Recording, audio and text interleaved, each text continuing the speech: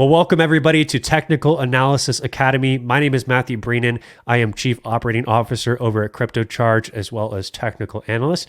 I've been charting myself for about 7 years now. I've tried a lot of different techniques. And today I want to teach you guys a little bit about the fundamentals of charting. Before we get into that, just want to show you a little bit about what we do with our program. We are a crypto education service. We cover everything from macroeconomic news to technical analysis, showing you guys what projects we're invested in, giving you guys all of those insights in a concise and understandable way. So you can see that we do live shows 5 days a week. We curate just 2 or 3 of the top news articles a day that you guys need to be paying attention to, showing you what we're doing with our portfolio, as well as giving you guys entry and exit points on some of the assets that we're trading actively. So let's get into today's lesson. I want to talk to you guys about, first of all, identifying the trend. So being able to tell which way the direction is going overall, and then also being able to use a concept called support and resistance on multiple time frames. So we're going to be looking at time frames like a weekly time frame all the way down to a 4-hour and a 1-hour time frame.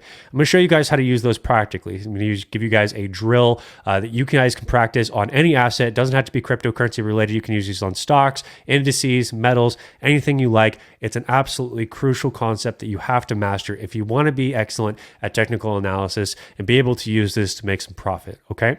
So when we look at a chart, I always tell everyone it's like reading a book. We always want to read the chart left to right like we read here in America. So here on this weekly chart, and again, I'm using tradingview.com, probably the best software you guys can invest in. However, there is a free version of the software. You guys can test it out, see if it's something you're even interested in. But out of my last 5 years, it's been something that I've enjoyed thoroughly and haven't had any major issues with.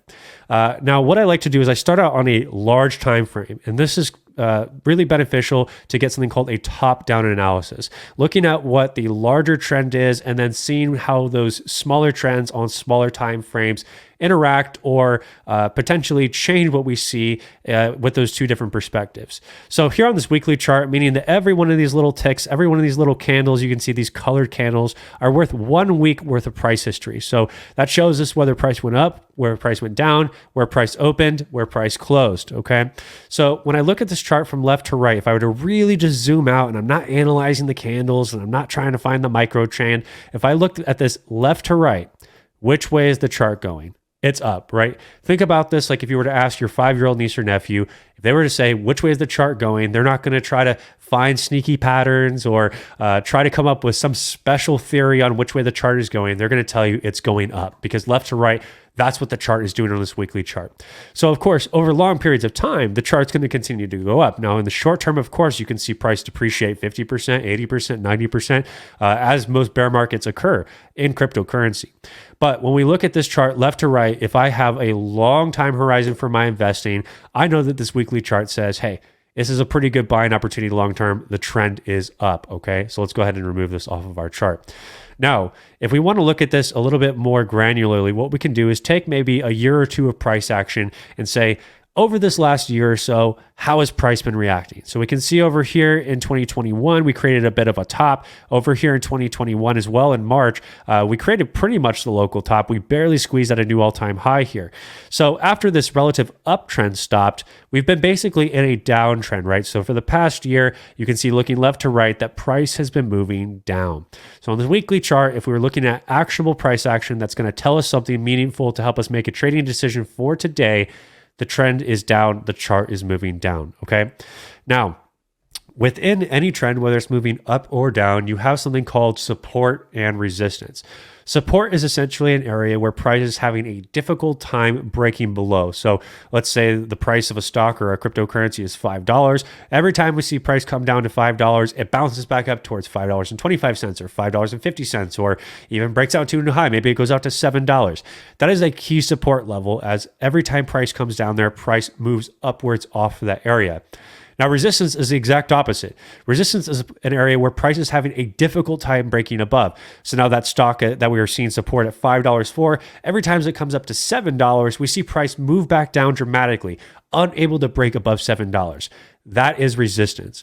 And understanding the relationship between support and resistance is really the key to technical trading. You can integrate all kinds of things that you want: indicators, moving averages, the MACD, the stochastic, Elliott wave theory, Fibonacci's. You can integrate anything you want into your trading. But without understanding identifying trend, as well as support and resistance. All of those other indicators and theories and strategies don't matter at all. This is the crucial fundamentals of that. So looking over at this chart here, I can see that the price was unable to break above this area, right? So that would be an area of resistance. So what I'm going to do on my left side here is I have some different tools. I can use a horizontal line or a horizontal ray. So let's go ahead and grab our horizontal line. I'm going to plot it right here. I'm just going to click once. You can see that, yeah, price stuck its head a little bit above here, but overall price is having a very difficult time breaking above $64,670, give or take, okay? So now that I've identified a very crucial local top, a area of resistance, I want to look for some other areas that were considered support. So what I'm going to do here is I'm going to grab that same tool and I'm going to look at this area over here. I can see that over here in January of 21, we were unable to break below $29,000, almost $30,000. Over here in May, all through August of 21, unable to break below, always bounced higher. And again, over here, even just above this area, bounced higher. But these two candles, all these candles in here, all these wicks, I'm going to identify this area as an area of support.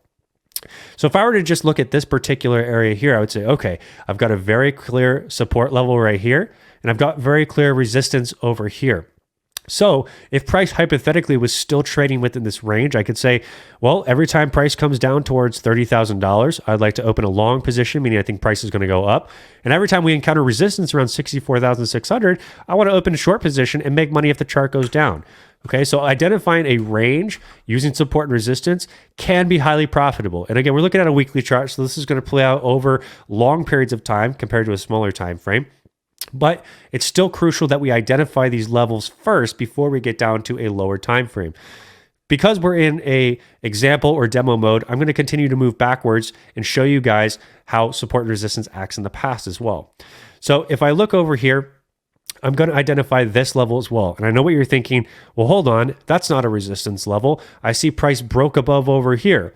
Now, many times, especially as assets become more mature over time, you'll have to cut through candles because there are more examples of price respecting that area than violating that area. And that's still a valid support or resistance level.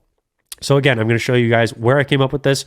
After making this all-time high in 2018, unable to break through here, unable to break through here in 2019, unable to break through here in 2020, and then finally breaks up and through, right? So it's clearly a serious serious resistance level. Now, looking over here, I want to find the support level within this range, right? We already identified the up here that this is a range between 28,900 and 64,600 is a range. Now on this weekly chart, this range between 11,800 and what is going to be our support. So let's identify that here. So I can see all through this area. I'm just going to go ahead and plot this and we'll work backwards.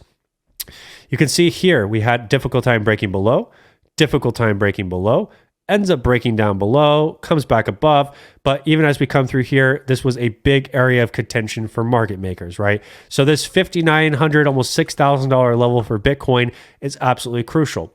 Now, in between this range, there's other levels of support and resistance, like right here.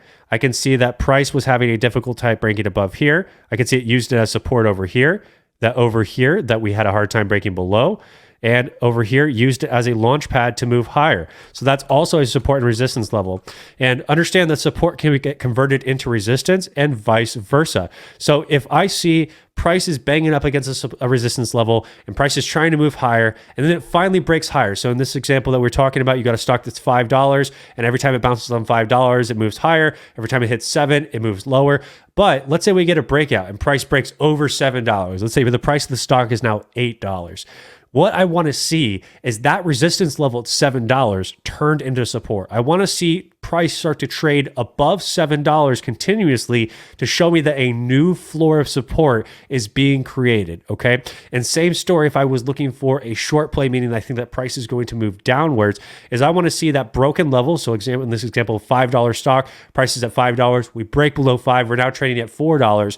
I want to see now price come back towards $5 and use $5 as a ceiling of resistance before moving lower. So seeing support and resistance flips is going to be very crucial in all of your trading. You can be profitable exclusively using that method, okay?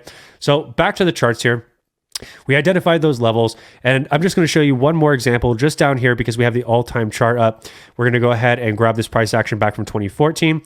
And this is a really good example of a resistance turned into support. So you can see here, yeah, we threw a wick over here, but no candle bodies closed, so unable to break above. And when it did break above, watch what happened. We saw 1, 2 perfect examples of this resistance level over here being now turned into a support level, meaning that we're using it like a trampoline. Every time we bounce on it, we move higher. Okay, so this is really crucial that you guys understand that support needs to be turned into resistance, and vice versa in a downtrend, resistance turned into support. So now that we have all these levels that are relative to what we're actually trying to get done here on a weekly chart, these are all black. What I'm going to do is drop down to a daily time frame. So this is 1 week. We're going to go down to 1 day. And you can see when we look on this time frame that there's a lot of other support and resistance levels that fall in between these weekly levels. So if you're brand new to charting and you want to really get a feel for this, this is a great drill for you to do. And again, you can do this on any asset. You don't have to just do this with Bitcoin. You could do this on Apple stock. You could do this on gold. You could do it on the oil chart. You can do it on anything you want. So what I'm going to do here is ignore this first plot. I'm just going to place the line here, but I'm going to change the color. So let's make this one blue. So our weekly levels are black and our daily levels are now blue. Okay. So within this upper range here, let's focus on this range between $28,960 and $64,000. And when I look at this level here, and I'm on this daily chart, and I look left to right, I actually plotted this nearly exactly where it needs to be. So I'm going to put this right above here, maybe right about here, okay? And again, why does this matter? Let's go ahead and look at some examples of why this level could act as a support or resistance and how it has in the past. I can see over here in 2021, unable to break above. Over here again in 2021, unable to break above after this clear distribution structure that came in. You can see over here, this was used as a floor of support. Again, over here as a floor of support. So this area has been flipped multiple times as an area of support or resistance. So we're going to plot this as a crucial daily level around $52,000. Okay. So we're going to go ahead and remove some of these things off of our chart here. Okay. So you guys can see kind of what we're going to be doing here is we're going to be building on top of it. So I'm going to plot another daily level here. So I see another key level right here. And this is a key level because you can see unable to break above here. After breaking above, not really so much using it as a floor of support as we dunked back below, but you can see here, unable to break above, here, unable to break above, used it as support over here, used it as support right here, used it as support right here. So even though there are areas where price will break above and below, if you see multiple areas where price is either respected as support or resistance, it is a valid level that you need to pay attention to. So that's right around $41,000 on this daily chart. The last very overt level I see on this daily chart, you don't want to overclutter this because we're going to jump down to an even smaller time frame, is right down in here. And I'm going to show you guys again why I think this level is important. So you guys can see over here as an area of support, over here as an area of support, a little bit of an area of resistance over here, lots and lots of wicks that came down in here, but overall, most of the candle bodies all through this area closed above this area, okay? So this is a crucial daily level. So now that we've got our weekly levels in black, we've got our daily levels in blue, I'm going to go ahead and drop down to a 4-hour time frame. So now each one of these candles is worth 4 hours worth of activity. So you guys can see too, what's really crazy is these levels look much further apart as we move on, right? The weekly levels look further apart, the daily levels look further apart. So if you guys were to just jump straight into this 4-hour time frame and never look at the weekly or the daily chart, you would be so unaware of some of the either overhead resistance that's right above you or the underlying support that could be right below you, and you might miss it because you're looking at too small of a time frame. So again, I'm just going to plot a line here, ignore this one. I'm just going to change the color. Let's go with red. So we have our weekly levels in black. We have our daily levels in blue. We now have our 4-hour levels in red. We're going to look for examples of support and resistance on this chart here. So I'm going to go ahead and identify a level. Right here is an area of resistance. You can see that price almost came above here, rejected here, barely poked its head above here. Clear resistance, okay? And that could be turned into an area of support if broken above. Now, let's identify some support in this range, okay? So there's a clear lower bound of this range here. So again, where did I get that from? Even though we broke below, unable to close candle bodies, support, almost support, clear support, clear support, right? So we've got a clear 4-hour range here that is telling us a lot. Now, in between this range, there's always like a pivot zone or a median in between there, just like we looked on the weekly level and just like on the daily level. So what I would do is I plot my other level right about here. And I'll show you again where I got this from. Boom, right here. Use it as support right here, and right here, right? Clear median zone, clearly very valuable to the market. So now that I'm aware of all the overhead resistance, all the underlying support that may or may not come in, right? I have a clear range now on this 4-hour chart that tells me where I could potentially take some trades. What I'm going to do now is I'm going to take you down to one last time frame. I'm going to take you down to a 1-hour chart. And you guys can do this on any time frame. If you don't like the time frames I picked, you can choose different ones. But these are some very crucial time frames that you should get familiar with: weekly, daily, 4-hour, 1-hour, and potentially 15-minute. So let's go ahead and jump down to a 1-hour time frame here. So now that we're looking on this 1-hour frame, we've got even more support and resistance even between these levels, even between the median and the lower bound. So let's go ahead and plot a line, ignore the color. Let's go ahead and change this to our final color. Let's make this one purple. So our 1 hours will be purple. So down here, I have some clear support and resistance that came in, right? Boom, boom, right here. And then over here again, all through here, resistance over here. Very valid level, right? The more examples you guys can find of price interacting with a price point, the more valid it becomes. Okay, where's another one at? Right here. We can see over here, unable to break above, unable to break above, unable to break above, right? Very clear resistance that's being had there. So now we're kind of getting a little bit more granular, right? We haven't decided what we're going to trade. All we're doing is identifying areas where price has interacted many, many times, right? We can even see another one up here around 21,850. So right here, here, and even here before we broke out higher, okay? And then the last one I'm going to plot for you guys on this 1-hour chart is right over here. Even we could pull it a little lower, I would say. Let's go ahead and pull this just a little bit lower. So right about there. And this is really as many levels as you should have on your chart, especially if you're getting started. If you're doing swing trading, which is going to be the best way to start, meaning you want your trade to play out over days or weeks, this is the best way to go about it. So if I was looking at this chart and I go, okay, I know that this red level is a 4-hour level, meaning that it's a little bit more important than these purple lines. It has a bigger relevance. There's more price history looking further back left that tells me that this level means something. And the purple levels are a little bit more intraday. They're only 1-hour chart levels, so they're going to have a little less variance, but they can still help guide me. So just to give you guys an example of how a trade might get set up, I know that this red level is an area of support. As price comes down to this level, it typically moves higher. So what I would do is I grab my special tool here for a long position on the left side. I would click one time where I'd want to enter the trade. So that'd be right here at the red line around 18,600. What I would do then is adjust my stop loss. And most people will put a stop loss right below the local low.